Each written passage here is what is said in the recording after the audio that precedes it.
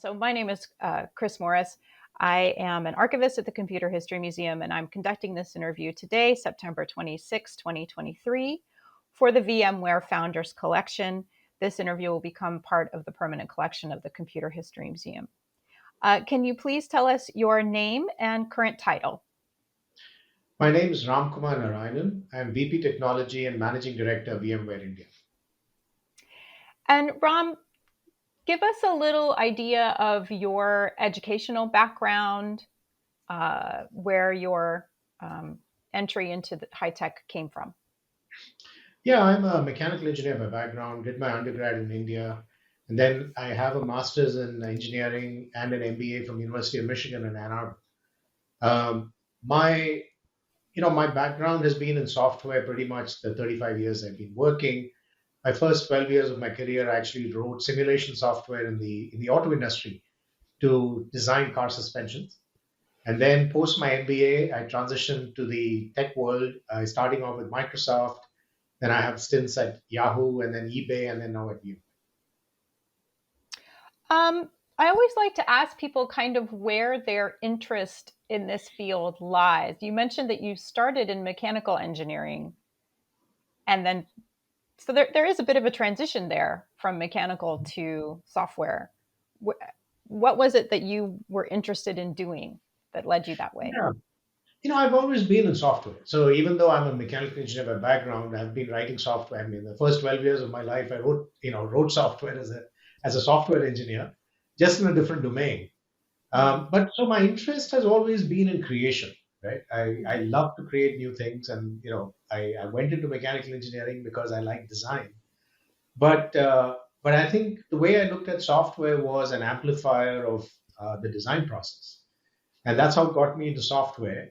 Even though coming from a slightly different domain, but I've always loved software. I mean, I've loved the ability to create, and I transitioned from an engineer to a product manager and now to a site leader. So I think it's been a transition of various sorts. And the reason that took me from hands-on engineering work, software engineering work, to the product management side was, I had done a lot of the how, and I really was interested in the what and the why, in understanding the business, understanding customers, understanding markets, and then being able to translate that into software that would go solve a real problem for customers. And I think that's always been kind of my underlying premise and interest in solving new problems for customers in interesting ways. And I think that's kind of stayed with me right through. Um, I love your comment about solving real problems for customers. So this may be a little bit more on the philosophical side, but how do you engage? How do you approach and engage with customers to try to understand the problems that they're facing? Yeah, I think there's multiple things that go into figuring out how do you frame the problem that somebody's having, and then be able to translate that into solutions that you can then try out and test and kind of move forward.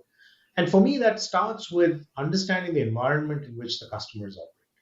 It doesn't matter. I've done stints both in enterprise as well as in consumer. And I think the underlying premise, of course, it's slightly different, areas of the way you look at enterprise software versus look at consumer software. But I think for me, it starts with understanding the environment in which they're operating, right? The market in which they're operating, the competition that exists for them, and then hence say, okay, what's the problem statement and how do you frame it? I mean, what do you eliminate in the process of understanding the core of what problem, how to frame it? And I think that's a starting point, and that starts with understanding the market. It understands the what's the environment in which they're operating, what's the stated one is the stated problem, and more importantly, what is the unstated need that the customer is actually not stating obviously, but but it's underlying, and that comes out through conversations. That comes out through meeting with them, understanding them, looking at the data in which they're operating, and then hence coming up with what's the problem, and hence should the solution approach happen for them. And to me, I think it's not just about software. I think it's really, software is only one of the means of solving the problem. Sometimes it is not necessarily software only that solves it. Maybe there are other creative ways of solving it, which the customers themselves haven't quite kind of figured out. So, and I think that discovery process is really where I resonate and I enjoy that part. Mm. Um, so you have worked, I guess, how can I even start to frame this question? I hadn't quite put this together in advance, but I wanted to frame a question around the this evolving relationship between the high-tech companies of Silicon Valley and India, Yeah. and how I, this I think will get us to VMware a bit, right? To talk about your experience in working with companies that are based in the US and moving into India or are in India. How did that evolve over the early 2000s? Yeah. Well, I relocated. I started my professional life in the US and I spent 19 years working in the US, like I mentioned. I started off in the auto industry, then I was with Microsoft. I moved back to India with Microsoft in 2005, which is about 18 years ago. And that was I mean, I had never really worked in India, even though I grew up here and I went to school here for my undergrad. I had all my professional experience after that point had been in the US. So it was a very interesting entry back into a country where I had grown up but never really worked. And over the last 18 years, I've had the good fortune of working for some four iconic companies. I mean, Microsoft, which was one of the early players in India, had come in here, in the mid 90s, establish themselves. I came back to India in a role which was chief of staff to the chairman of Microsoft India. So it gave me an ambit of looking at Microsoft's strategy across through the lens of enterprise, consumer, small and medium business. So it kind of gave me a landscape view of how to think about India from a context of a multinational company operating in this country, right? Mm-hmm. And and then I transitioned from Microsoft to work at Yahoo, where I ran a fairly large, even though obviously it's a Silicon Valley-based company, but Yahoo had one of their largest development centers was based in India. And as a VP of product management, I actually ran eventually all of global search, commerce, and emerging markets for Yahoo, right? Even though I was based in India. So it was a very interesting context of living in a country which is not where the headquarters was, but managing a large chunk of the properties of Yahoo in those days. And it was a large ambit, right? I mean, I had teams in India, Southeast Asia, US, Latin America, Middle East, and it was a different flavor of a multinational trying to operate, and then being outside the US, but yet managing a lot of the work that's happens around the world.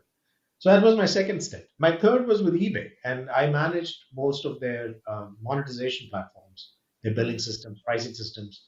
Again, I was based in India. I was the head of the development center for eBay, and I managed a global role. So again, a different flavor of a different company, and again a Valley, iconic Valley company, based in India. And then now with VMware, which again, has been a pioneer in its field of, what started off with virtualization, of course, and a lot more. And my role here is really to establish VMware as the India presence of VMware, materially both from a local presence, of course, but really about establishing VMware India as a core part of the company, right? And having its impact. So my last 18 years have given me a chance to look at India from multiple lenses. And I'll tell you where, India is one of the more interesting ecosystems. Of course, the Valleys has been around for a very long time, but the India is probably one of the largest emerging tech ecosystems in the world, right? And the way I think about India, the Indian ecosystem, it has four parts to it. There is, of course, the large multinational companies, and there are about 1,800 of them operating in India at this point. Many of them are US-based companies, but many of them are also from Europe or other parts of the world. In addition to that, it's a very, very active tech startup ecosystem with about 28,000 tech startups and growing. India has been a pioneer in the digital public goods. You may have heard some of these things in the payment systems, etc., which are large public goods that it's not really owned by the government, but it's sponsored by the government, but it's really built for the masses. And so, the Indian ecosystem, and the fourth area, of course, is the rapid digitization of the Indian enterprises themselves that's happening with cloud adoption and everything else. So it's a very interesting place to be at this point in time, and being involved in the ecosystem as I am. I also represent VMware on the board of NASSCOM, which is India's National Software Association for Software and Services Companies, and I've been a member of their executive council for 5 years now. So it gives me a perspective of the ecosystem, along with being the leading for VMware. So the multinationals, it's a very healthy base, and it's continuing to grow, and it brings an interesting flavor. I think the one big shift, Chris, if I may point out, over the last 18 years has been a lot of companies came to India for cost. They came here for lower cost talent and everything else. But Mm-hmm. that has completely changed. I think most companies are coming now, the newer ones that are starting up in India are really coming here for value and talent, and what the talent can bring.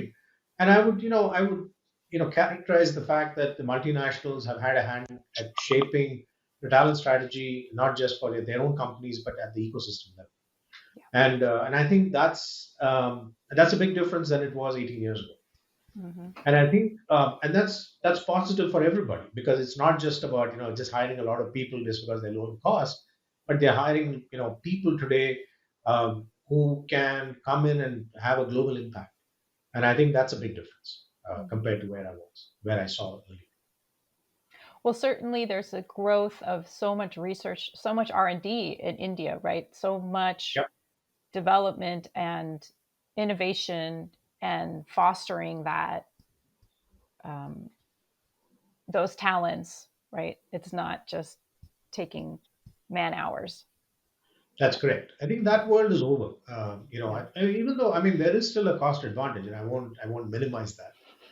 But I think gone are the days where people just looked at India as a back office for their business. I think that's Yeah. not true anymore. Mm. In fact, many of the older companies like us, VMware and others, who were established many years ago here, over a couple of decades, almost a couple of decades ago, are now in the process of shifting. And to the point you were making about my role at VMware, was really that was the focus. That's been the focus of how do we bring VMware forward, and shift from when we started off in India was really about cost, to now how do we look at impact that VMware India can deliver for the company and for our customers. Mhm. So, how did you get the role at VMware?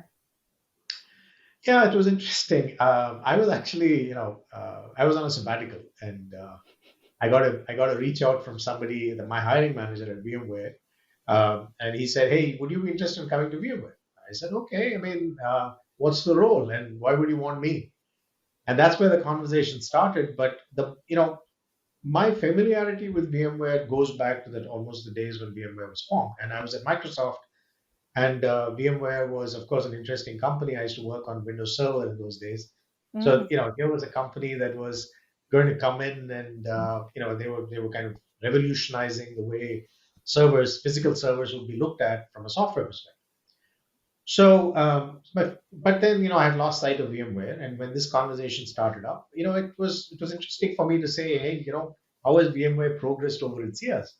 And what I saw was a fantastic journey, and the leadership was very focused on making VMware progression much more in tune with where the customer and the market was going. And more importantly, I think what resonated with me was also the values of the company. Mm. The Epic 2 values of VMware. I think you know it's great to make money and be a top software company, but I think it's equally important to look at the community and the impact that you would have on the people around you, and trying to leave it a better place. So for me, at that stage of my life and my career, VMware was a great intersection of purpose and impact, both from a technology perspective as well as from a community perspective. And that's what attracted me to join VMware. And I started at VMware 5.5 years ago, so it's been a great ride. I enjoyed every moment of it. Tell me more about how you kind of at the beginning how you started out uh, developing a strategy for this transformation, like you said, this transformation in terms of what VMware India is, what its purpose is, and what it's contributing to the company. Yeah. My the guidance I received from our then CEO Pat Gelsinger was very simple. I mean, he basically said, "Look, I would like you to make sure that VMware India is an integral part of the company and it's playing to its weight class." I mean, we were, at that time we were about 3,000 plus people in India, but Pat had a vision of growing the India organization to be a lot bigger and impactful, and I think that was one guidance from him. And the second guidance from him was build leadership, right? Build leadership for the company from India. And that's been really my mantra and marching orders from the day that I joined. Now, you asked about what did I do to go about, kind of shaping the organization, if you may, to where we are today. And we've doubled in size. I mean, more than doubled in size in these years. But the numbers, in my opinion, are a vanity metric. Mm. And frankly, there were four pronged strategy that we rolled out about 4 years ago. And some of this was based on just my own experience of having worked for multiple companies in this environment, what works, what doesn't work. And the four areas that we focused on was one was around customer and innovation. And the intent of that was, of course, the customer driven innovation, every company looks at that, right? I mean, it's standard. But my thought was we had every function of the company working in India. It's not just the customer facing R&D organization. We had IT, we had finance, we had marketing, support, sales, everything. And my vision was, look, innovation happens across the organization. It's not an ambit. It's not any one organization that's chartered with looking at innovation. How do we discover innovation and we celebrate it and bring it forward and let people empower people to actually think differently about the jobs that they're doing, irrespective of what function they're in, and think about how can they get better at what they do. Right? My mantra, my thing was, can we get better 1% a day? Right? I mean, something to that effect where we constantly get better. That's one. Second was on the talent front. If we our hiring process was great. And once people come in, then what happens? Because we were a company in transition, on multiple fronts. So we really needed to make sure that all of our employees, irrespective of which function they worked in, had the right capabilities for the job that was in hand and the way the job company was moving forward. And how do we, enable them? So how do we, so it was really about capability and engagement. And engagement was because people learn from each other. How could we open up those avenues for people to partner with each other? People to get to know each other, build relationships. Irrespective of which function they worked in, so that they could actually move things forward. And I'll talk a little more about this. The third area was around brand and ecosystem. To establish us in this market, we needed to get the brand out. And brand is not just the customer facing brand because we were hiring a lot of new people. Everybody needed to understand what the company was about. And that started with our own existing employees because they became our ambassadors in helping bring in new people, as well as integrating new people into the organization much more effectively. So branding was started off internally, but also externally. How do we project it and make sure that the same brand gets projected so everybody's comfortable with how we think about this. And then, like I mentioned in the beginning, the Indian ecosystem is one of the more interesting ones around the world. How do we leverage that? Because India is the only country for, let's say, for VMware or similar companies where we could meet every one of our global customers in one place. I mean, I can drive around Bangalore, which is where I live, and meet, let's say, we want to talk to our global banking customers. I could start off with my New York-based customers in the morning, talk to my, Europe-based banks in the afternoon, and meet with the ANZ banks in the evening, the APJ banks. Now there aren't too many places in the world where you can do that. And this was, that itself was a very interesting piece for us. And we were like, look, how do we get that? How do we build those relationships so that we can actually start to look for avenues to partner with our global customers from this geo and co-innovate and things like that. So that was the third one. And then fourth was around for a large organization like us, a very critical part of the company. How do we ensure that we have the right policies for our employees, governance, compliance, things like that. How do we ensure that we can be the best that we can be for ourselves, for our customers, and for our employees. And I think those are the four areas that we rolled out about 4 years ago, and that's been a phenomenal game changer for us. Mm. And under each of these four areas that I described, we created a framework which allowed people to come up with new projects, partner with each other, and then move the ball forward. And some of these projects just became global projects for the company. And we became a net exporter of a lot of these new projects for the rest of the company to take off. So that's been very fulfilling, I have to say. I mean, some of it we didn't know how it would play out, but it's played out very well. Mhm.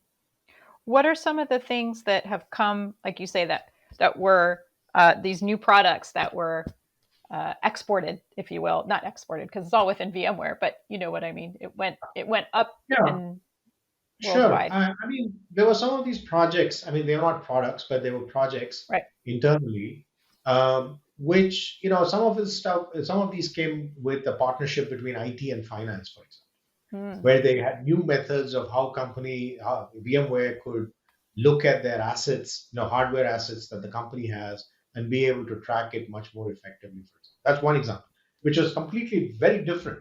I mean, it came from driven by our finance folks. I'll give you an interesting project that came out.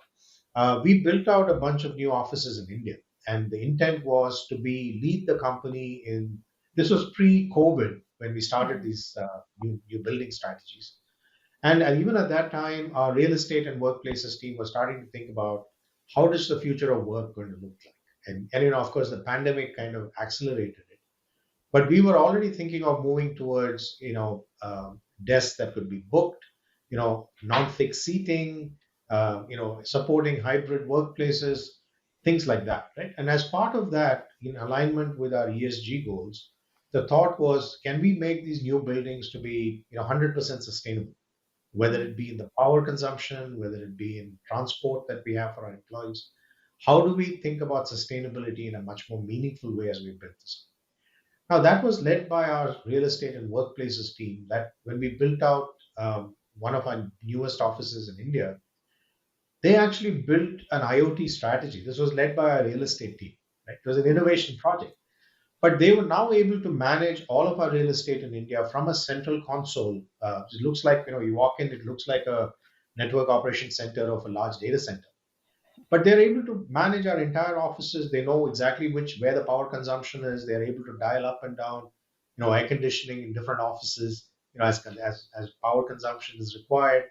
And some really, really innovative work was done as part of doing this.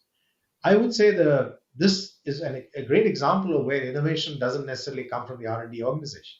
right. The R&D and the IT teams supported the real estate and workplaces team in actually rolling out the strategy and implementing it and getting it operational.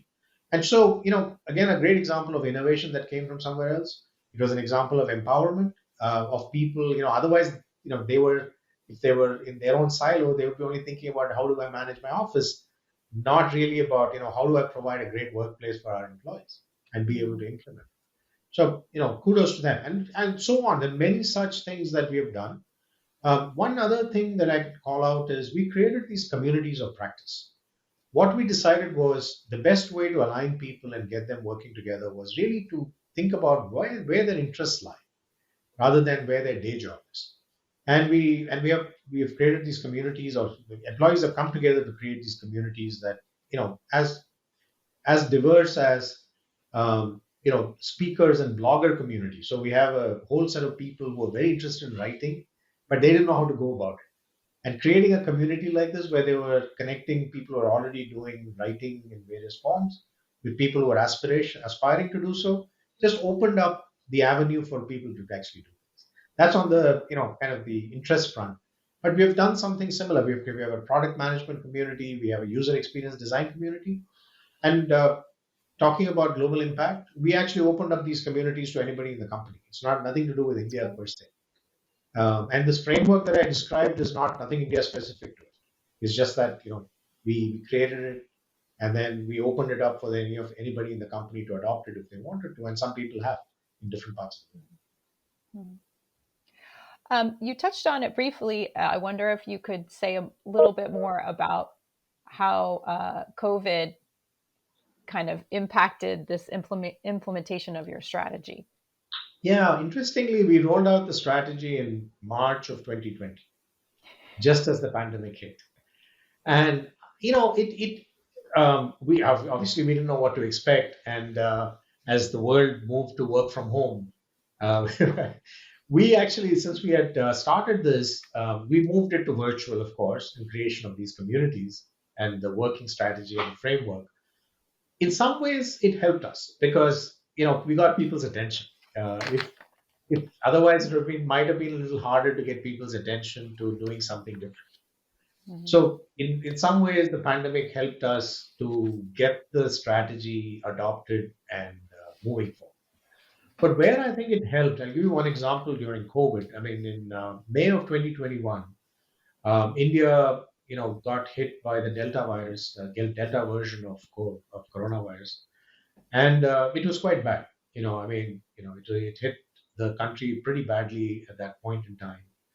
And one of the things and then by then we had been a year into the strategy, and we had built these relationships that people had. And about 100 people got together over a weekend, and they had all come to know each other through this, the various projects that we were doing.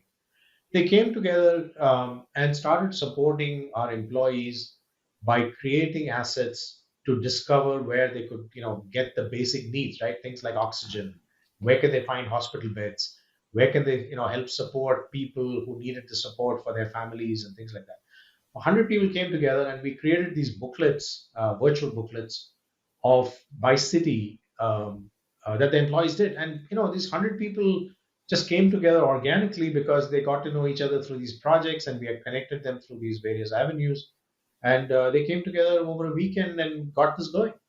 And that was a great example of where what started off as a work related set of projects suddenly translated itself into helping with COVID.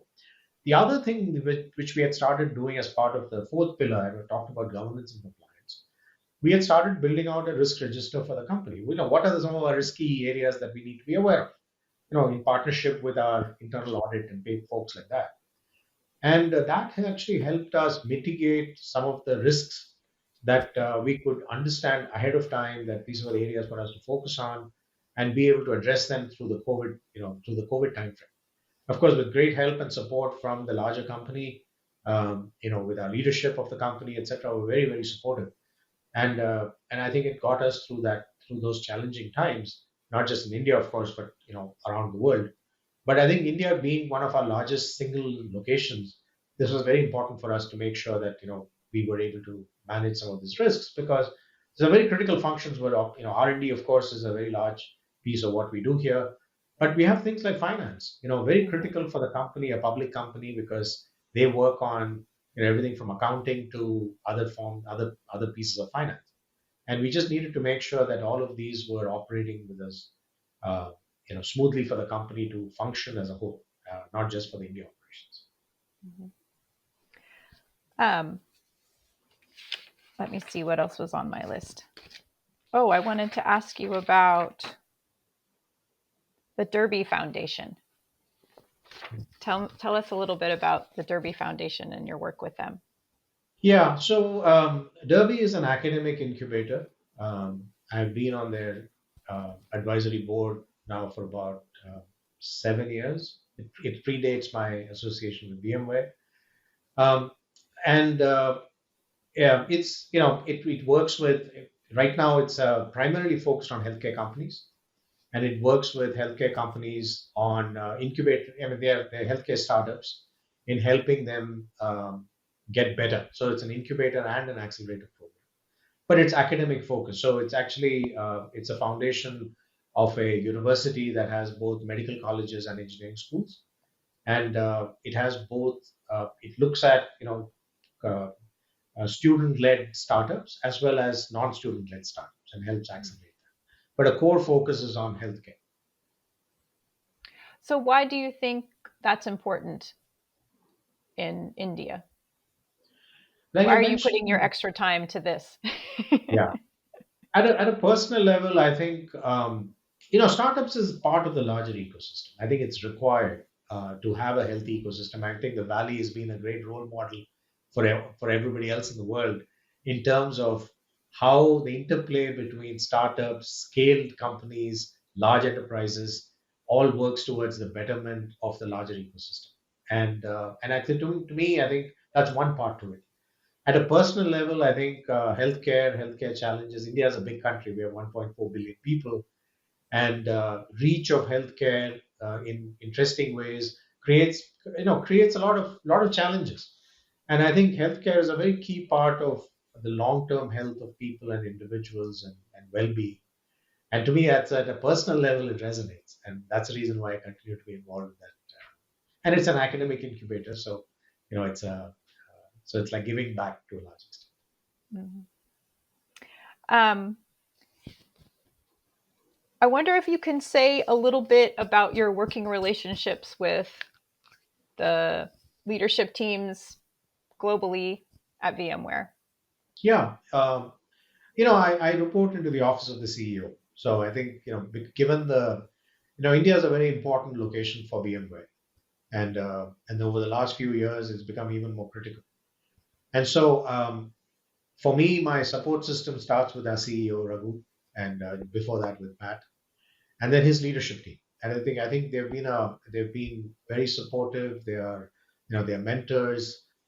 They've been working with me directly and my leadership team here locally in helping support a lot of the initiatives. But I think what has worked well is us coming up with a plan, like I told you about the framework and the strategy, and taking it back to the leadership team and saying, here's what's really required for us to move the ball forward. And I think to give them full credit, they've been very supportive. They've given me a free hand at shaping how things should work. Of course, from an accountability perspective, we have a report back, that I give back on a quarterly basis. Every CEO, both Raghu and Pat before him, used to come to India more regularly. So we have every time they're here, we have a full day's schedule of giving an update, talking about everything we're doing, showcasing, getting the employees to talk about what they're working on, right? Because I think a lot of the impact, gets visible when the employees talk about it, and it's not by hierarchy, right? I mean, that's one thing that we are very clear about. You know, we are very. It's about the people who do the work and how they're doing it. Doesn't matter what level they are or what their role is in the company. How are they showcasing the fact that it's moving the agenda of the company forward? And I think that's the most critical part, and it's been appreciated by the leadership. Mhm. Um, what do you see as what does the next 5 years look like for VMware India? I know we're doing an oral history, but we can look forward too. Well, you're aware that VMware is being acquired by Broadcom. So I Mhm. think the future of VMware, I think, the fact that it's a VMware becomes an integral part of a company that really is looking forward to a combined strategy. I think it's very important for VMware. I think VMware brings a lot of strong assets with it into the new potentially into the new company, and I think that's it's hopefully a very good partnership. It's a win-win for both for Broadcom and for VMware to move forward. I think the strategy that VMware has embarked on in terms of multi-cloud, and the way the world is moving. I mean, again, to this point that we were discussing earlier, it started off with an insight into how the market's moving, right? I mean, it started 2 years ago when Raghu rolled out the new company strategy. I think it was about multi-cloud. How do you make multi-cloud come alive? Because that's what the customers were doing. Everybody has multiple clouds, especially the large enterprises. They're dealing with a lot of chaos as part of that strategy of having multiple clouds. And I think VMware, as it's defined as being the Switzerland of the tech space, has a great role and an opportunity to come forward and provide solutions to our customers that helps them through that challenge. And I think that was the core of our future looking strategy. And as from what we can see from Broadcom's interest as well, I think it will probably continue over the next few years. Now, obviously, I can't speak to how Broadcom will shape the future direction, but I'm Mhm. hoping that the strategy continues and continues to evolve under the new leadership within the Broadcom framework. Mhm. Um, it occurs to me that a lot of VMware's trajectory from its outset was to control chaos or to manage chaos, right? Like the Yeah. virtual machine helped to unchaos some things. And when things get too big and unmanageable, then VMware comes in and says, "Okay, we can help you. Simple, we can help you with that. We can help you bring everything into one Yeah. place that you can actually get your hands on it and manage it more effectively." Um, I think and that comes back to the point I made earlier. What attracted me to VMware was not just the technology; it was also the culture of the company, the values. Because I think the values is what helped VMware navigate that. I mean, you're right. VMware has always been like, VMware. We call ourselves the Switzerland of the space because we have partnership with everybody, right? mhm, I mean, so which is great. And I think that comes again from the point of saying, okay, look, what's the best for the larger environment, and can we help with that? And I think you're absolutely right. That's been the ethos of VMware from its founding days 25 years ago. mhm. Is there anything we haven't touched on that you would like to include today, say today? Thank you for first of all having me here, and I think it's been an honor. And as a technologist, as somebody who is kind of old enough now to have started off with mainframes, transitioned to large computers, worked through the Unix workstations, and then moved on to the PC era, and then now with virtualization and cloud, it's been a great journey. And when I look back, I wouldn't trade this in for anything else. I think it's been a fun ride, and I look forward to continuing to be a fun ride and being part of it as we look ahead. To me, every day is a new day, and I enjoy that. Technology arena moves so fast, and I look forward to continuing to be engaged in the technology field as we look ahead. Who knows what's coming tomorrow, and be ready. Wonderful. Thank you so much, Ram. Thank you, Chris. Thanks, great interview, and thanks for the insightful questions. Yeah.